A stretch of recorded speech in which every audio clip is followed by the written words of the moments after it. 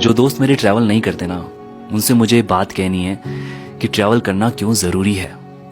जी, जब हम ट्रैवल करते हैं ना, तभी हमें पता चलता है कि जो लाइफ की प्रॉब्लम्स हैं वो बहुत छोटी हैं, टेम्परेरी हैं, आती जाती रहेंगी। बट जो हम ट्रैवल करके एक्सपीरियंसेस करेंगे, जो हम देखेंगे, सीखेंगे, मेमोरीज बनाएंगे, वो उम्र भर के लिए रहने वाला है साथ में हमारे। And that's what matters.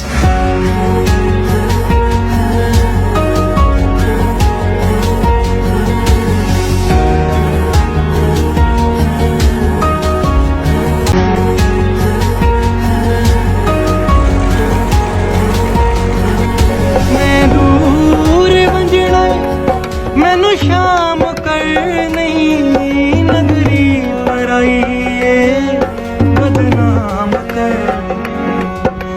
रात कंडे दस केड़ा जोड़े